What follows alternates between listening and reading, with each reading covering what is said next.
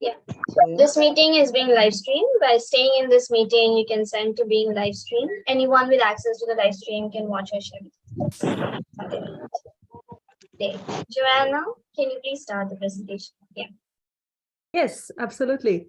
Thank you so much for inviting us. I think it's a really great collaboration that we have here. I'd like to first introduce us, who we are, what are we doing here. Me and Penelope, who's also in the meeting right now, are what composes the Salon de Madame Geoffrin.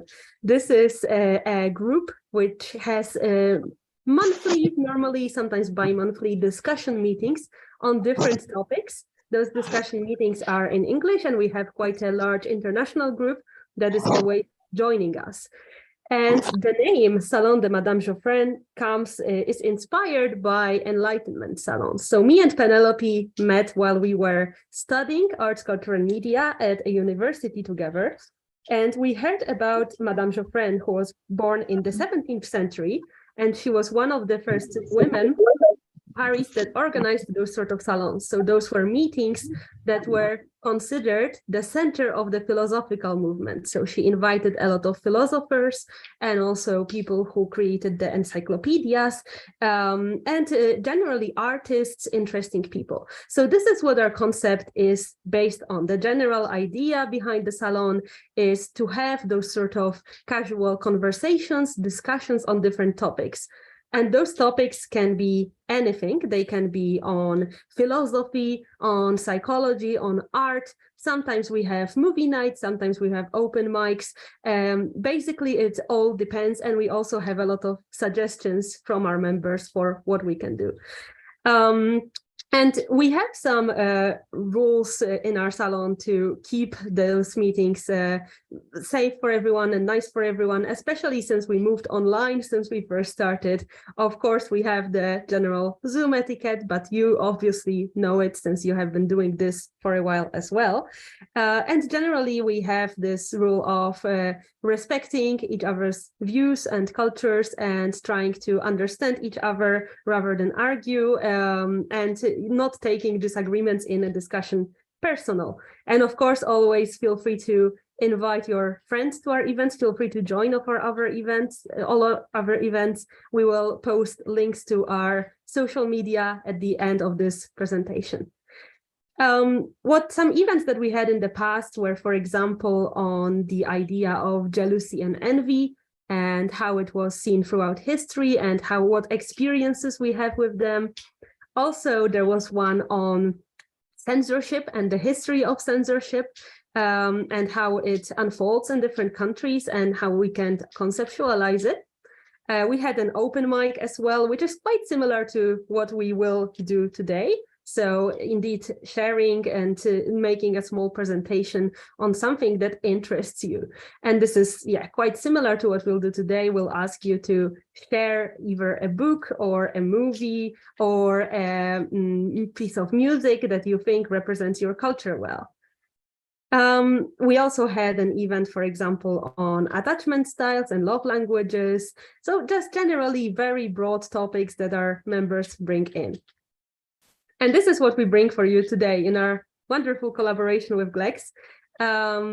We would like to chat about how art matters to culture and what cultural object or art object do you think represents your culture best?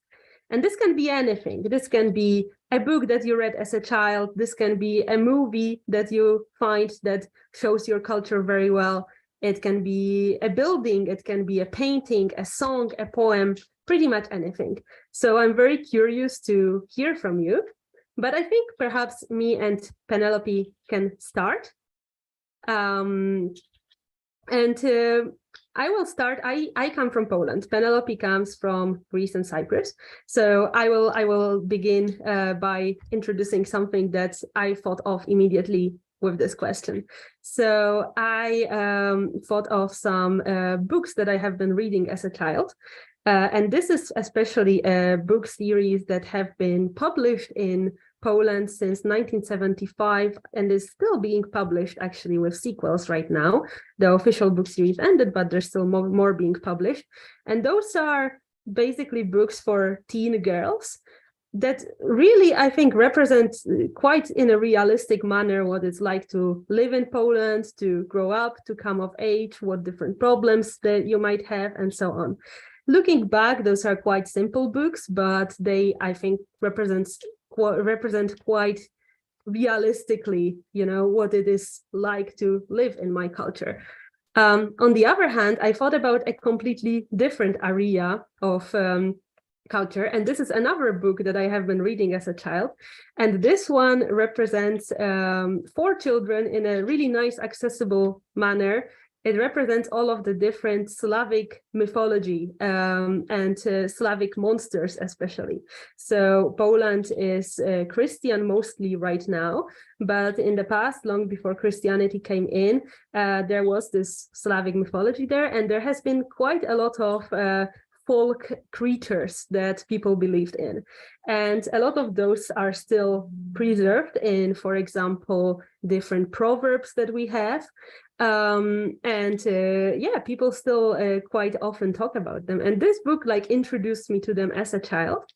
And recently there has been this book that has been compiled to talk about them all. And if you're interested in the topic, just let me know. I'll send you the book. It has some really nice illustrations of all of those different folklore monsters and what they mean and what they are. So I thought of, showing you today as a part of my culture, two different sides. One is the realistic side, and the other one is the side of the mythology and the old beliefs that were there.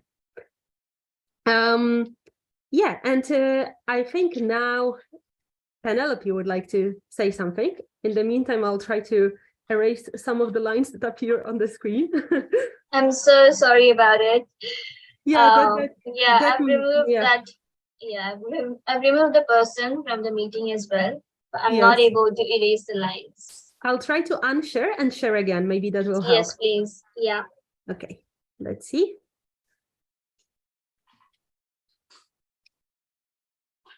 Yeah, perfect.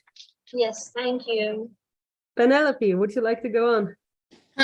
Thank you very much, Jana, for your introduction and your presentation. So when I was thinking about what to present when it comes to Greece, I immediately was thinking of the marble structures, sculptures, and different temples that are around Greece. For me, when it comes to culture, it's very interesting to see what kind of geology a country has and how that is used to represent the culture and its identity, let's say that. So when I see ancient Greece in particular, as we know now, there are a lot of different architectural sites in Greece. And there's almost a temple everywhere. So when we're talking about ancient Greece, we can talk around before BC. And as we can see here, marble has been a ubiquitous material in the Greek lands, and it was first exploited in prehistoric sculpture around the Neolithic era. We can find marble on many islands in Greece, so it was one material which was easily found around. But it's important for us to point out that marble is very hard to sculpt and make things out of, so it took a lot of time for them to do that and use it. We can see marble used in temples, as we said, in sculptures, and pretty much everywhere around different sites. Now, as an example, we can go to the next slide. When I had to choose a specific, let's say, artifact or a specific thing. It was very hard for me to choose only one of them, but because of this presentation, I'm just going to choose to present the Parthenon, which is located in Athens. As we can see here on the sides of this video that we're going to watch, we can see the typical structures used for the temples and different buildings around, and we're talking about around the 3rd, the 4th century BC. And this is a very short video just showing us a day in the life of an ancient Greek architect. Of course, it's animated, but I hope that will help us to just get a general idea of the culture and the circumstances during those times. So please, Joanna. Yes, 1 second. I'll optimize it for video because I did not do that when sharing first. 1 second. Yes, of course. The site of the source of this video is YouTube, and it's ED TED. Okay. We can double click on it. We can maybe full screen it. As dawn breaks over Athens, Phidias is already late for work. The year is 432 BCE, and he's the architecton, or chief builder, for the Parthenon, Athens' newest and largest temple. When completed, his masterpiece will be an enormous shrine to the goddess Athena and a testament to the glory of the Athenians. But when he arrives on site, he finds 5 epistatai, or city officials, waiting to confront him. They accuse Phidias of embezzling gold designated for the temple's sacred central statue. He has until sundown to provide all the temple's expenses and account for every flake of gold, or face the judgment of the courts. Though he's insulted by these false charges, Phidias isn't surprised. Pericles, the politician who commissioned the Parthenon, has many enemies in city government, and this project is somewhat controversial. The public is expecting a classic temple in the Doric style. Simple columns supporting a horizontal entablature, crowned with a triangular roof. But Phidias's plans are far more radical by Athenian standards. His designs combine Doric columns with a sweeping Ionic frieze, hosting a vast panorama of the city's great Panathenaic festival. Not only will this sculpture show humans and gods side by side, something never before seen in a temple's decor, it will also cost much more than the traditional approach. Praying to the gods that his colleagues have been keeping track of their spending, Phidias sets off to prove his innocence. First, he checks in with his architects, Iktinos and Kallikrates. Rather than using a blueprint, they pore over the syngraphai, or general plan, and paradigma, a 3D model. Without an exact blueprint, the team often has to resolve issues in real time, guided only by careful calculation and their instinct for symmetry. Maintaining this symmetry has proven especially difficult. The Parthenon is built on a curve, with the columns leaning slightly inwards. To project strength and potentially keep the columns looking straight from a distance, the architects incorporated entasis, or slight bulging, in each column. For the temple's other elements, the team calculates symmetry by employing relatively consistent proportions across the design, but their shifting plans require constant recalculations. After helping solve one such computation, Phidias collects his colleagues' gold records and heads off to receive a special delivery.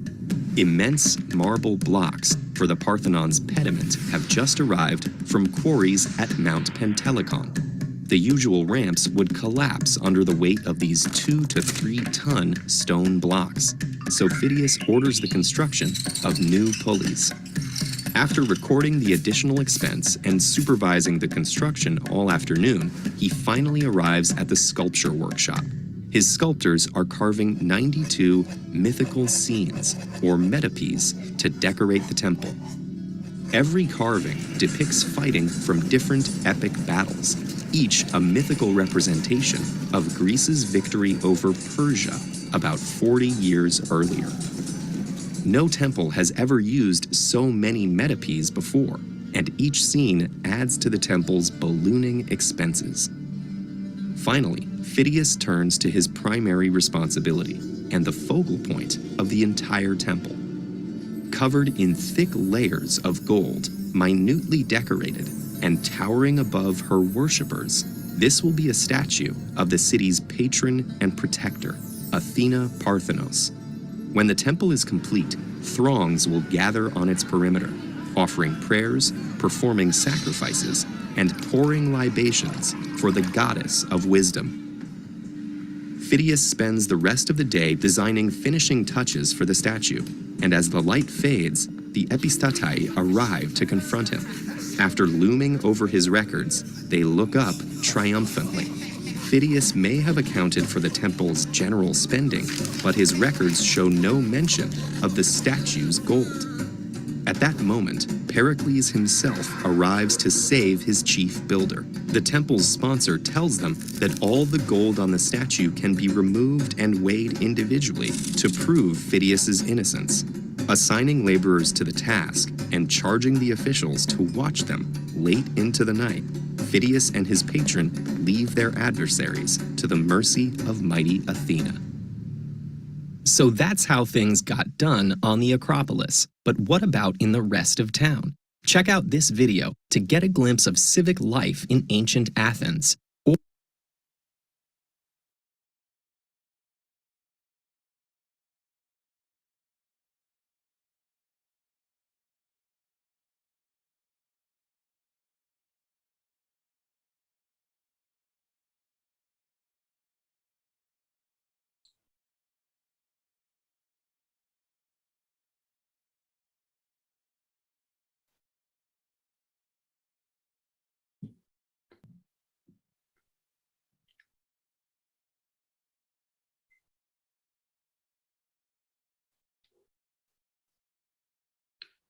Thank you, Joanna.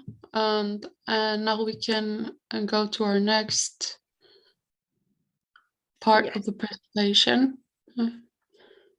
Okay, so this was it from us, and now we are very curious to hear from you. So whoever would like to tell us something about a cultural object, a book, movie, song, painting, anything else that you think represents your culture best or very well, go ahead and share, please.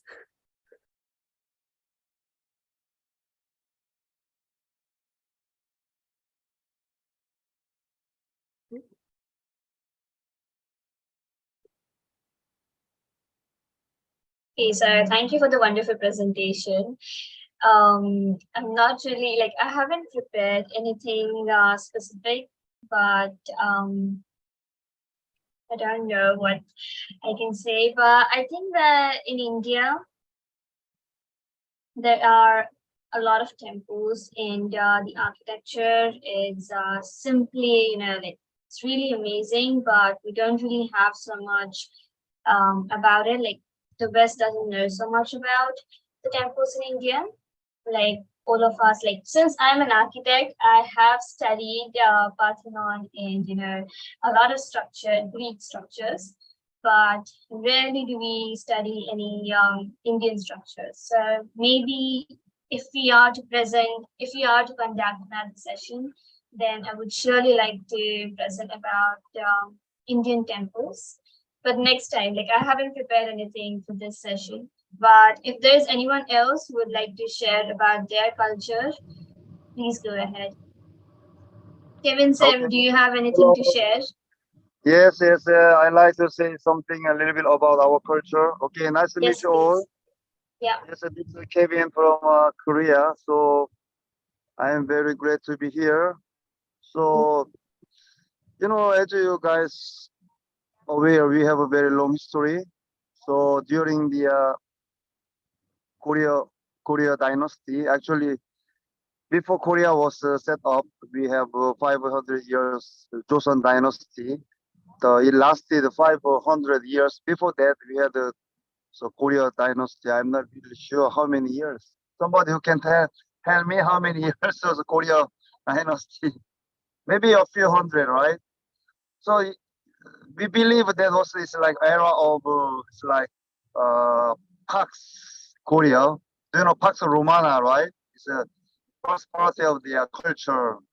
Yes, right. So, but usually our the housing and some towers, some buildings, some are made by wood. That's why, unfortunately, so all are destroyed by the typhoon or so the natural disasters, right? Unlike in Europe, when you go to Europe, the buildings, churches, they're still okay because mostly they are made of the rocks and the stones, right?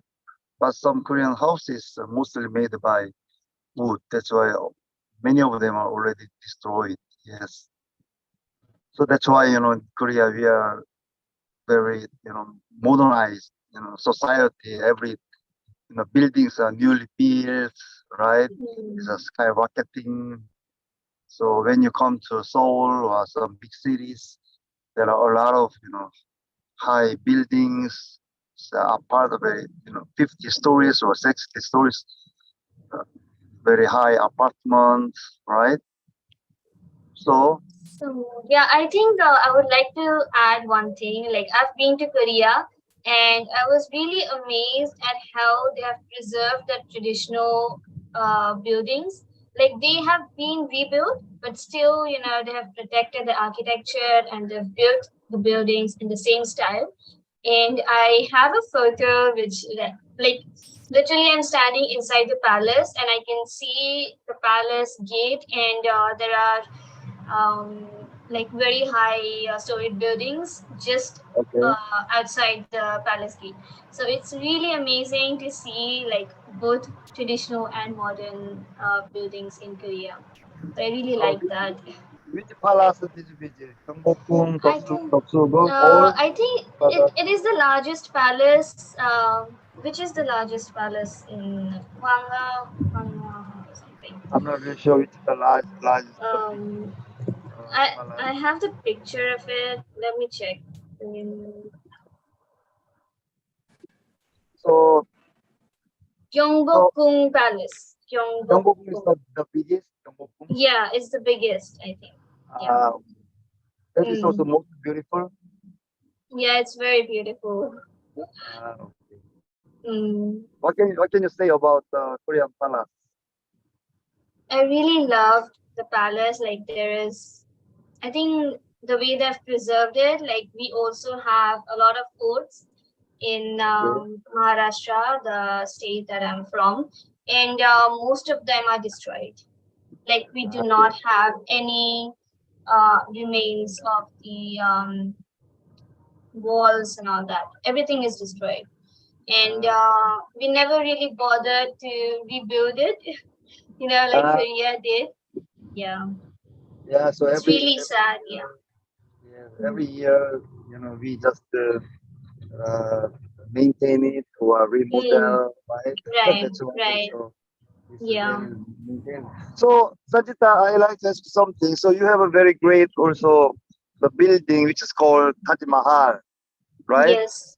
Yeah. But I What haven't is been there. you need to be Actually, there. yeah, it's very far from my place. It's made of what? Rocks, not wood, right? Marble. Yeah, it's made of marble. Okay. It's a huge, Stone. Yeah, right? it's But made it's of not stone. palace.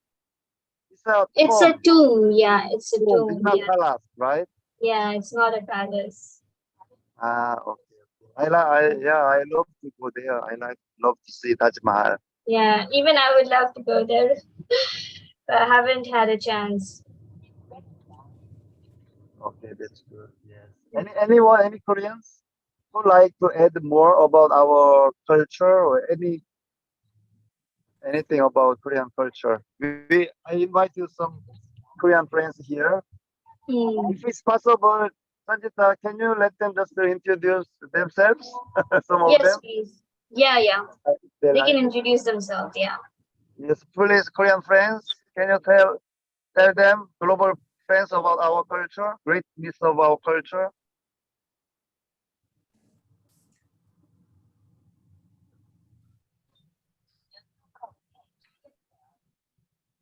How Um, about have you been to Gyeongju? Gyeongju is also old capital city of Korea, mm, Gyeongju. I haven't been there. No. Ah, okay, okay, Yeah, that's I've fine. just been to three places like Seoul, then Busan, and Jeju. Three Ah, places. Yeah. okay. Oh, you've been to Jeju, nice. Yes, I was there for 3 days. Nice Next time way. we Looking visit forward to Gyeongju. going next year. Hi, Yeah. everybody. It's Manila. Hello. Hi, Ranela, how are you? Hi, Rana. I'm good. I shared the wrong link to so many people, so I had to go and reshare I'm so the sorry new about it. password. Sorry about the confusion. I was like, wait, they can't enter. I Oh my got god. messages. I can't enter. I can't enter. I'm like, oh my God. I was like in the meeting half an hour prior to the start time, but still I saw no one. And I was like, why Because isn't we had the anyone wrong coming? link. Yeah, that was We had really the wrong strange. So yeah. Even in the WhatsApp, I shared the wrong link. It, oh my god. That's yeah. I'm sorry about it. It's okay, it happens. We just roll with whatever happens. Yeah. So maybe I'll introduce myself. Hello, everybody. My name is Vernella. I am co-founder of GLEx 2020 podcast with Sanchita. We started off learning Korean together, and then we started doing cultural exchanges, and these have been really fun. At first, we just did them with Korean friends, and then as we grew, it evolved to collaborations, and we had a collaboration for 6 months with Korean Chatterbox, and now we're looking forward to this. Well, we're doing it now, collaboration with Salon de Madame Geoffrin. I'm not sure how to read that because I don't read French, but it's really exciting to have you guys here. Your presentation was amazing, and I hope that more people get to share their culture. For me, I am part of two cultures, Philippine and American. Um, I always introduce myself as ethnically Filipino, culturally American, because I feel like I am more, I fit in more with the American culture than I do with the Philippine culture. Although the aspects of Philippine culture that I love so much is the positive, well, it's a very nihilistic society, but at the same time, very positive in the sense that whenever somebody is in trouble, they will help. In the past, there were the houses were made out of bamboo and coconut trunks and coconut leaves, thatched roofs. And when people needed to move homes, they don't just go from one house to another. They lifted up the whole house with the entire neighborhood and then move it to a different place. And this is called bayanihan.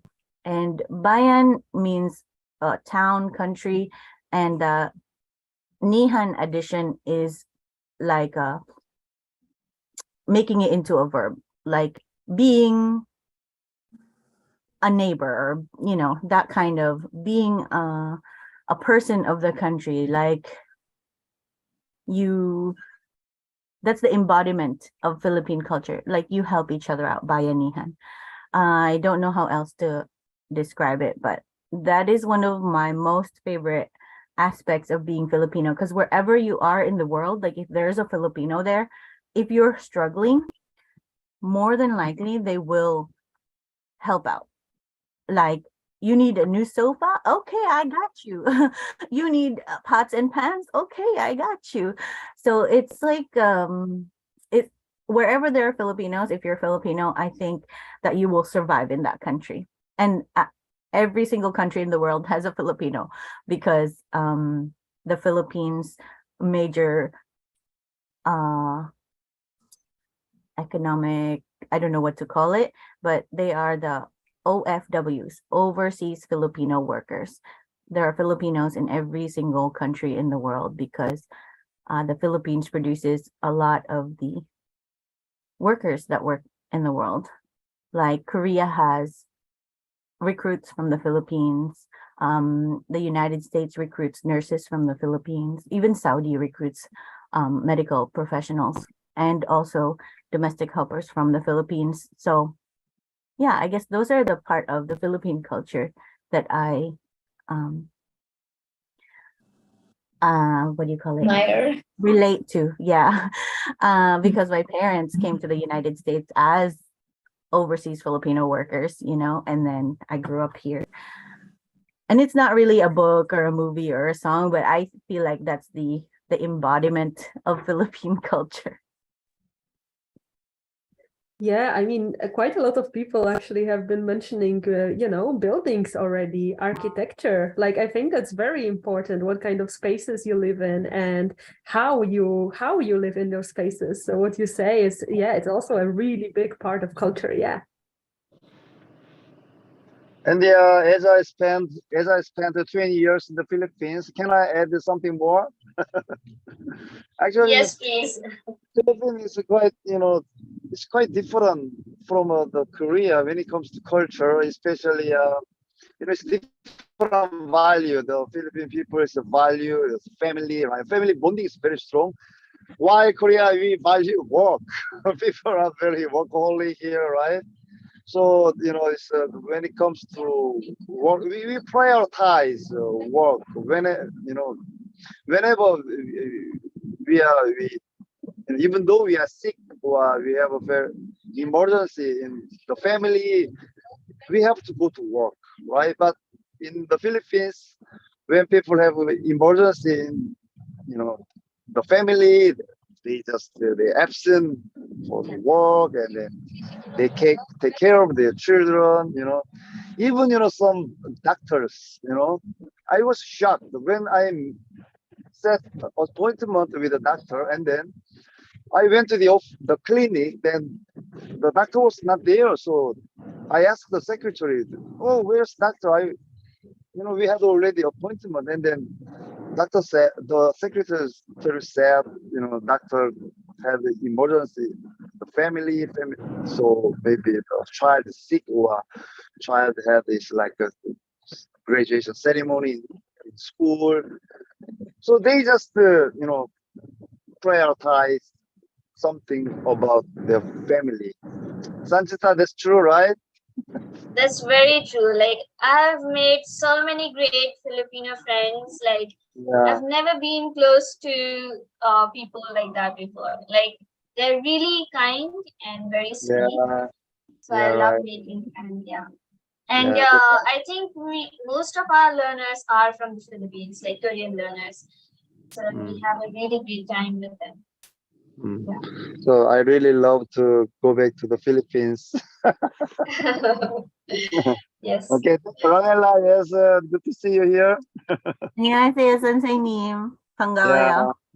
so that's why the people from the Philippines is like the people from my hometown. I feel very You're more close. Filipino than me, Sam. You Yeah, live really. there longer than me. Yeah, right. That's true. That's true. Yeah, I will go back to the Philippines in a few years. Yes, when I get ready. But now I'm not ready yet. So I'm sure you're always welcome back, Sam. yes, Iloilo is waiting for me. That's right. Sai would like to talk next. Go ahead, Sai. Hi, long time. I hope everybody's doing well. I made it to Everything's the meeting going well. today. Great. I want to make it to almost every week, but then because of the time clash, I generally have meetings at 5:30, so I couldn't make it. But I'm glad I made it today. Yeah. So I think we're talking about culture. So yes, I like Sanchita mentioned, I definitely like how I definitely like how Koreans and Japanese preserve the best aspects of their culture, and they've moved on. Be it the architecture or the language, especially. Sure. Okay. So yeah, especially the language. Like I like how in India, for example, was ruled by the British for like nearly 200 years, and we are still in the Greenwich Mean Time, always giving too much importance to the English language and not really giving as much importance to our native languages. So that is definitely one of the most important things I took from watching K dramas or understanding Korean culture. And coming to, so now I think I would like to talk a few things about Indian culture. I really have nothing prepared, but there are like a few, but couple of things. Ranila, I think it was Ranila suggested talking about the fabrics that we make. So I was into fabric designing, like, handlooms, like hand woven natural fabrics. This is so generally all the clothes that we wear are polyester, and polyester is nothing but plastic. It's derived. It's a polymer. I think that means it is plastic. So many of us might overlook the fact that uh, fashion industry is the second largest polluting industry in the world after, I don't know, like fossil fuels. So like, using petrol and those kind of stuff. So the more we purchase polyester clothes, the more we purchase synthetic fabrics, the more it harms the environment every day. Like billions or millions of tons of fabric waste or like garment waste is dumped into landfills. So what we how when I started off, I really I was looking only at the environment part of making eco-friendly fabrics, natural fabrics, and using natural colors to dye the fabrics. But now, as I look at it more, in a population heavy country like India, take any population heavy country in Asia like Korea, Japan, I'm sorry, not Japan, but China. We are moving towards mechanized workmanship, where we are trying to employ more and more robots and computers and those kind of stuff. But I strongly believe that in heavily populated countries like the Asia, we need something for people to, rely on themselves. Like, I think we need to build self-reliance. And handloom industry, or as in hand woven fabric industry, is definitely one of those, where each person can make their own fabrics. India has like 30 provinces, close to 30 provinces, and each of the provinces has its own beautiful way of making fabrics, their own way of weaving fabrics, and designs which have been inherited and passed on from like generations together. So every fabric that you find in the villages of India is unique to that place. So I'm sure there are fabrics like that in China, Korea as well. So I believe that bringing these to the world and creating employment at the grassroots levels, and creating employment at the grassroots levels is more important. Like building self-reliance in people is more important, because we always know with the private sector how you cannot rely on the corporates to employ you for life. Instead of like competing and being in the rat race, it's also equally important to be self-reliant. And I think that is what the fabric industry is about. And I think all heavily populated countries should employ self-reliant measures like independent agriculture, not working. So if you see in America, the largest private landowner is Mr. Bill Gates. I think it is not healthy for the middle class people. In India, we don't the deaths because of hunger are still relatively low. Yes, we have a lot of poverty, but if you see in India, most of the people have food to eat at least like 2 times a day, and that is not because of government schemes. Indians don't rely on government schemes as much as we think. Most of the Indians have ancestral lands, even if it's a very small piece of land where they get their staples from, like rice and dals or lentils. So I know friends who barely make enough money to buy food, but they still get they still get their staples from their ancestral lands. So this is something which is very important in developing countries and highly populated countries. And I strongly believe that self-reliant measures or self-reliant employment is what is needed in countries like India and other Asian heavily populated countries right now. I wanted to talk about that. And secondly, because we are talking about something that represents our culture from the past, probably, I would like to talk about a few temples in India. I knew the temples always. I visited many of these temples, and I'm amazed at the architecture of the temples.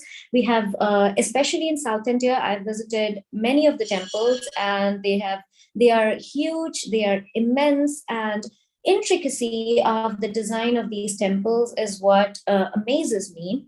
So I Googled up some really fun facts about the temples that I'm going to talk about. So in India, for people who may not be aware of, sculpting and building temples was a generational occupation. It was a generational thing. So like people from the same family of sculptors would like be sculpting for generations together, because all the huge temples and palaces, I'm not sure of the palaces, but at least the huge temples in India took generations to build. And and like Sanchita said, we are not taught as much Indian history as we are supposed to be. We only learn about the freedom struggle and how India was continuously invaded by the Islamic nations in the beginning, and then we were colonized by the British, and this is what is taught to us.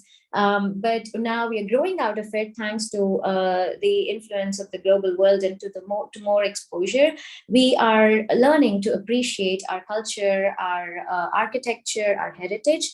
So I would like to present some fun facts. Am I allowed to share screen, because I don't remember I don't remember the facts. So Yes, please do. can I please share screen?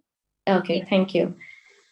So, so the first temple that I want to talk about is the Brihadishwara temple. It is in South India. And this temple is a UNESCO World Heritage Site, which means it is a big deal. So it is like, so if somebody comes to India, so they can travel to South India, and this is like a must. I am copying it to Zoom right now. Okay. So it is a World Heritage Site. Oh, somebody just said they love cooking Indian cuisine. You can always ask me about Indian cuisine or any kind of cuisine. I'm a food lover. So yes, hi Zubiri, hi. You can ask me anything about Indian food, and I can talk for hours together. So this is the Brihadishwara. This is the Brihadishwara temple. It is located in a South Indian state called Tamil Nadu, and it was built by one of the most glorious South Indian kings. They are called the Chola Empire. We recently even had a movie about it. So here are some fun facts about the temple. So this temple was not built with any binding agents. So as in they did not use any kind of cement or concrete or anything like that. So, and this temple, yeah, so if you see no cement, soil, or any other binding agent, yeah, so is used in the structure. And the second fact is that this temple is colored in all natural colors. And one more fact, and there is a huge, so in India, especially in Shiva temple, Shiva is the god of death, not death, especially he's called the destroyer, basically. So every god also has a vehicle, and the vehicles are mostly animals, and we also worship these animals. So this temple has Lord Shiva's vehicle is basically the cow or bull. Okay, so one of the cow or bull, and this temple has the biggest, god of disruption. Exactly, thank you. So so let me share a picture of it's called Nandi means cow. So Nandi statue in Brihadishwara temple is one of the largest in the world, and I think this statue was carved out of a single stone. And let me copy it. Okay, this is what it looks like. I'm going to share my screen. I'm going to share my screen. So this is one of the biggest, this is the largest Nandi statue in India. So it was carved out of a single stone. It is at the entrance to the temple. Like this Nandi or this cow is placed in front of in front of Lord Shiva, the god of disruption. So these are some fun facts about the Brihadishwara temple.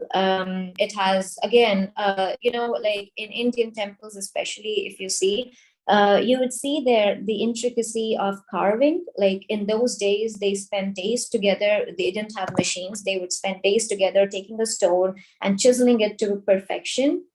Oh, it's definitely not pig. It is the cow or the bull, probably the bull.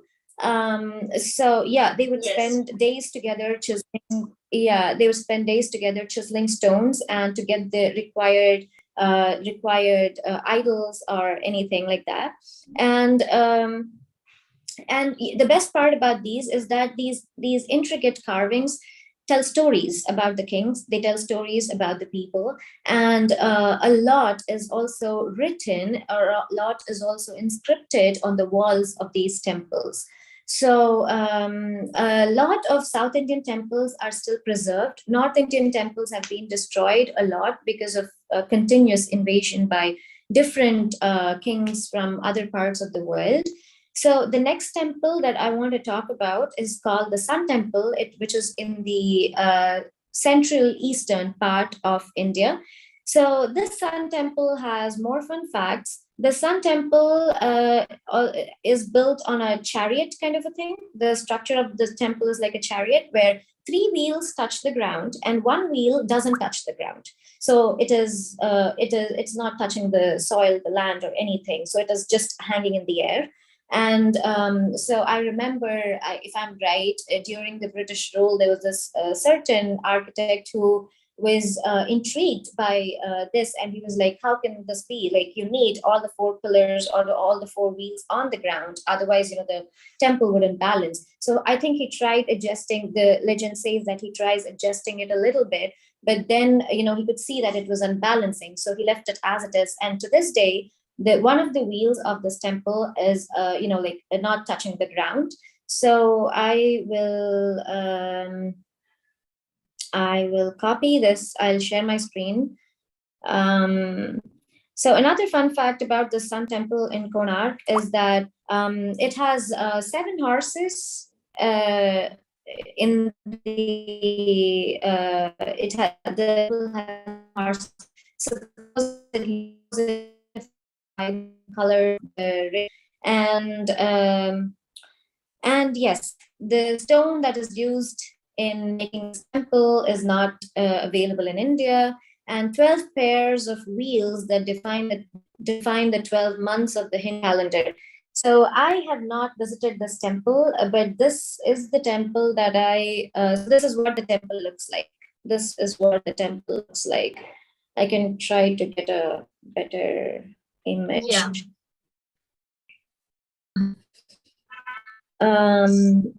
And there's also a sundial. I think the front. So this is the wheel. Okay, we lost her there.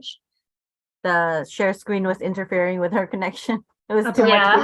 too much Too data much. for her phone. Yeah. She'll be back.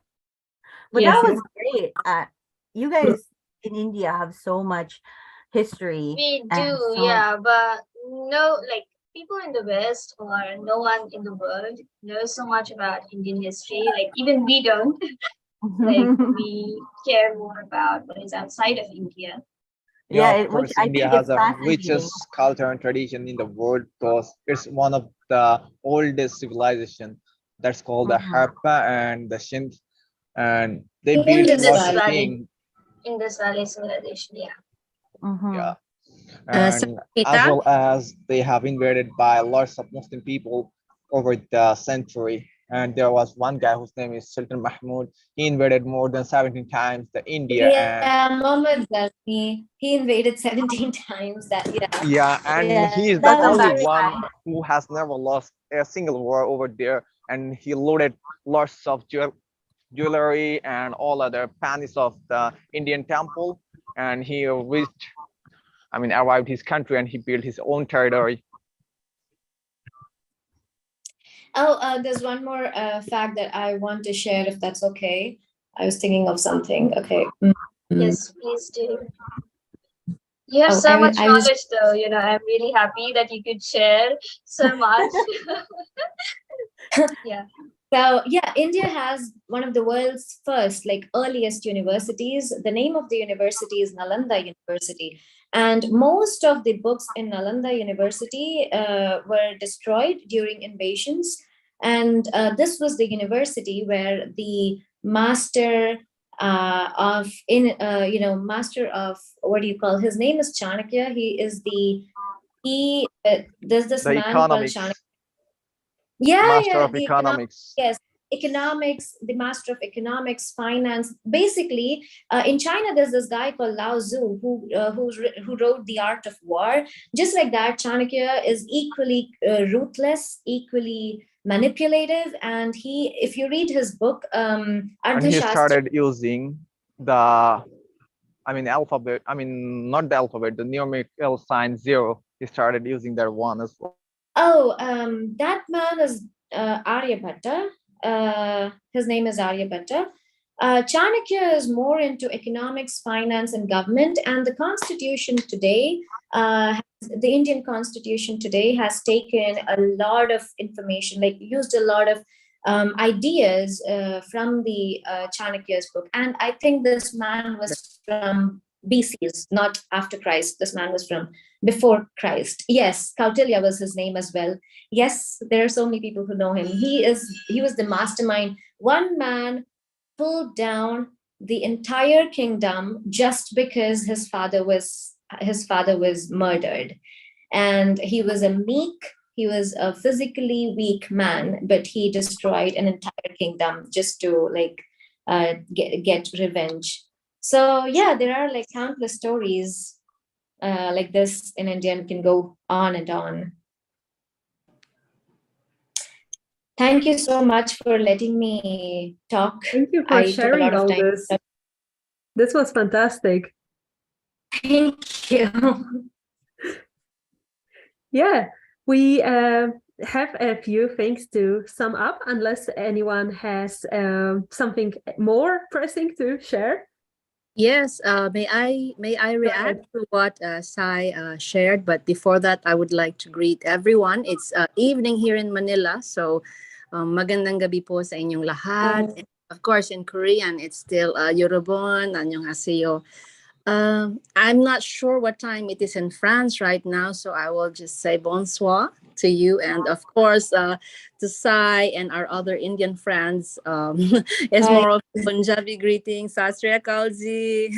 How are you all? So, How are you? I am good. Thank you very much. I was really happy and very delighted to listen to Sai as she started talking. And, talking about the woven fabrics, I had the chance to really work with them and did a few dresses for Indian weddings being celebrated here in Manila. And as she continued to speak, I do have a love for all these pashminas and all these woven shawls. And I remember buying a lot of them in my trips to Dubai in this place called Karama. Sadly, I have not yet been to India, but I would always go to Karama when I had trips there for work. And I would always buy myself the Indian shawls, this beautiful shawls made in India, and I would wear them to meetings in Europe and even in the US, and I would always get compliments where I bought it, and it's really so beautiful. They do know it's handmade, and I would always say, yes, it's from India. And to this day, I treasure these shawls that I picked up along the way. Not only do they have sentimental value, but to this day, the fabrics are very vivid. The patterns are beautiful. They're very timeless. And really the material is so good. You know, I will not find better shawls than the ones coming from India. So Mm. I really enjoyed your talk earlier. And, you know, talking about Indian architecture, if there is one building I would like to visit one day, hopefully it would be the Golden Temple in Amritsar. It is so beautiful, you know, majestic. The way you do the temples is you have this body of water around it. And, you know, Sanchita, from the architectural point of view, I don't really know why it's really shimmering in gold in all the photos that I see. But I said, wow, they must have really spent a lot of money just to build that kind of majestic temple from way, way, way, way, way, way back. And to this day, it is a beautiful landmark there in Amritsar. I really hope I will have a chance to visit and step foot in the temple. And then secondly, also to be able to taste home cooked Indian food, because while I'm trying, you know, dabbling on Indian You're food, welcome. You're welcome. oh, I'm dabbling. Hopefully soon, I'm dabbling on Indian food. But you know, my son would always comment, "How do you actually know that they taste right, Mom? You're just copying from YouTube." Or and you know, his comment like the other night we had chicken korma, and he said, "Oh, another curry. Can we just go back to the normal curry, Mom? Stop your experiments." But anyway, that's also one way of you know, being relieved stress after a long day. You know, to find something that's nice to eat. But you know, you will in Renella's talk earlier, she said that you'd find Filipinos in any part of the world. I think this is also very true for Indian nationals. You will find them in anywhere in the world, and the same is true for here in the Philippines. In fact, uh mostly the Indian here would be the Nanis, the Budranis, the Ranjanis. So I think they come from the south, if I'm not mistaken. But there's a very big Indian community here. They're Mm. very big, good businessmen, and because of that, there's also a good number of Indian restaurants, and all the Indian spices and ingredients are likewise available locally and can easily be ordered online from a local purveyor. So there, I end up cooking Indian food on my own and eating it on my own as well. So I think that's my reaction to, you know, to the beautiful information which Sai shared for us today. Well, I have another thing in mind to share for tonight, but I think I'll put that on hold and allow the others to talk first. We're actually closing up. Oh, Tess. you are. You are. Okay, so I guess I will have to keep that for the next next round. month. Yeah. It's something to do with wellness and my realizations on how we need to invest and really look after our body, because we tend to abuse our bodies like I did. Mm. Thank you, Tess. Yes, thank you, Ranella. Okay, back Okay. to That you, was Joanna. Yes, maybe Okay, to. Christopher. Oh, Chris. Hi, Christopher. Hi, Joanna. Okay, so as I understood, we are slowly heading towards closing up, right? Mm. So maybe to conclude briefly, you know, like I was thinking, we have been talking a lot about culture, and I decided to simply look up how culture is defined in the Merriam-Webster dictionary. And there is quite a lot of, you know, different definitions that people that are listed here. And I wonder, what part of culture did you think today was important for you in choosing your example? So as you can see, culture can be defined as customary beliefs or a material trait or features of everyday existence or shared attitudes, values, and goals. So maybe to make it a little bit broader, to conclude, what do you think what part of culture did you focus on today? And what part of culture do you think is the most important to you in general in your culture? I see Penelope raising her hand.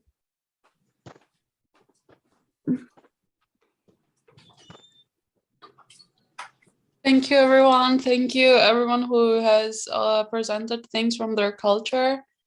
Really appreciate it, and I really like the knowledge that I'm acquiring during this event. And thank you, of course, for the GLEx 2020 for hosting as well.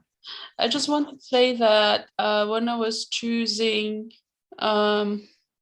what to present today, for those who were not here from the beginning, I would just like to say that I presented the Parthenon, which is a temple from Greece, in the capital of Greece, Athens. Okay, and when I was choosing that, I was really thinking about like a visual representation of Greece. And what I'm really interested in, to be honest, when it comes to Greece, because I did a lot of research, but I didn't think I would present all of my findings today.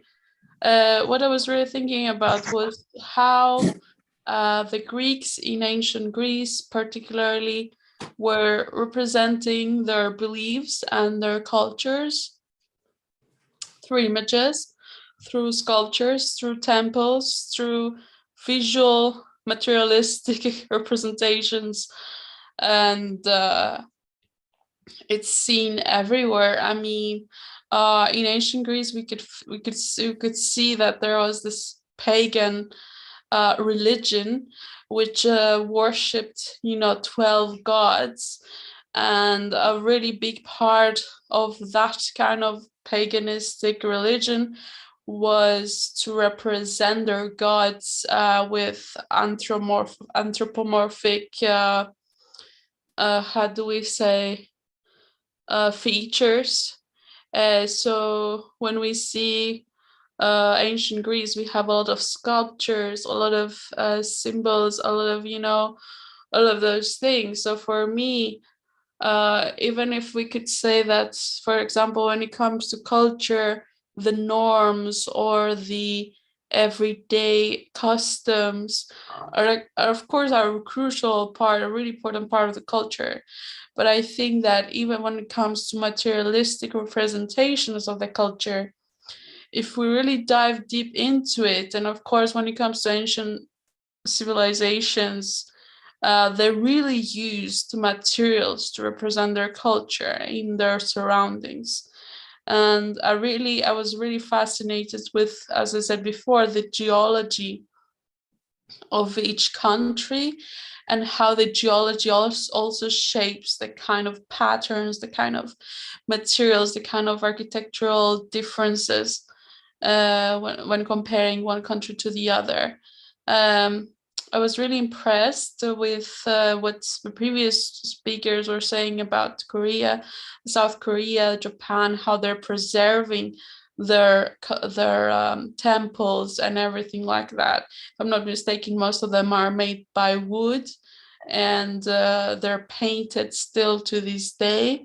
If I'm not mistaken, Say was talking about this temple the still was using natural colors. And when if I were to compare that also with Greece and the temples that I presented before, it is assumed that those temples were also painted with the colors found at that time. But of course, nowadays, none of that has lasted. So what we see now when we go to the museums in Greece is just white marble sculptures and white marble leftovers, or the things that are still remaining to this day. So it's very interesting for me to just see all these differences and how each material is decaying, and how every culture is dealing with all of those artifacts and architectural sites.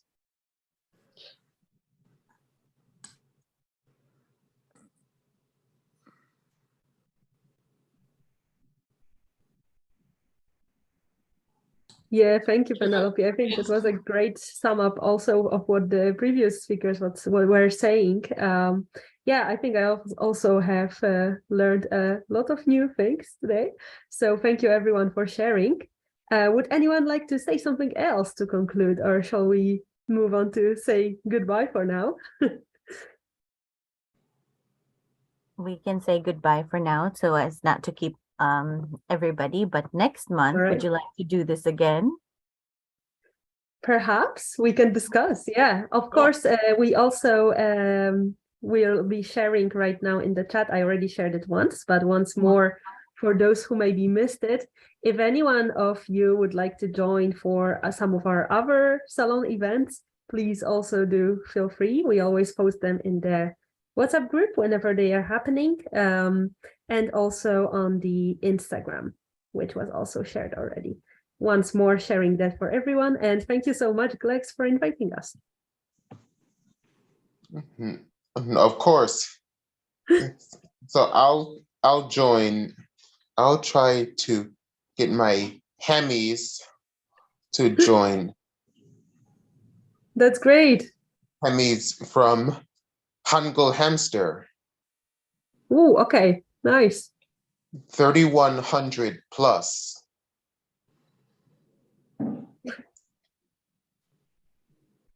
Yeah, Please I'd like like to join as well. if you want to learn Korean.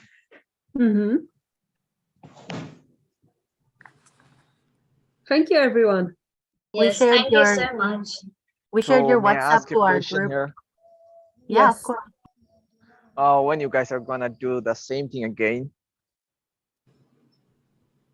So this is like a monthly session for us, and we have collaborated with other groups in the past, and this is the first time we have had this group. I mean, we have had this presentation. So if you all are interested, we'd like to continue from next month as well, since we saw a lot of members are interested in sharing about their culture, and I'm really glad that all of us have so much to share, and all of us are keen on listening to others as well. So yeah, maybe next month, we can have another session. We Have can a do a great day, part guys. 2 because this was a great Yeah, conversation today. So yes, thank you so much, definitely. Joanna and Yeah, we Penelope. should take a picture before Okay. anyone leaves. Yeah. Picture. Wait a Yeah. minute. What do I look like? I think we need to stop sharing the screen and then we can take a picture. Yeah. Hold on. Mm-hmm. My So Do you glasses. can see? Do you see me in your screen, Sanchita? I cannot see yes, myself. I do. We see you. We see you.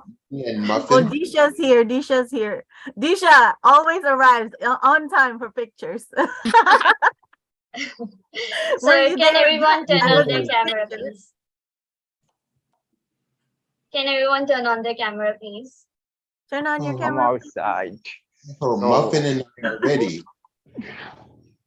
Look at Amrita's Nice to beautiful see you, face. Amrita. Oh my God, it's been After so forever. long. Hi, Kyla. Hi, Kyla. Hello. So many from High Local came. I invited people from High Local. So a lot of Okay. them are my students. Like we just finished our Korean class and then moved over here. I see. Okay, so I'm gonna take a picture now. Yes. Heart. That's a Korean heart, by the way. We are so used to clicking pictures. Yeah, I took a picture. Okay, I gotta close. I'm on High Local as well. I published on High Okay. Local. So I'm gonna close this and open my Korean table. Those who are my Korean students, come back. We're back to Korean grammar. Thank you See all for later. joining us I'll be today. there. Yeah. too. Thank Hope to you. see you next Thank you so month. much. Thank you. Bye. Bye Bye. bye. Ayong, hi. Come Bye. back.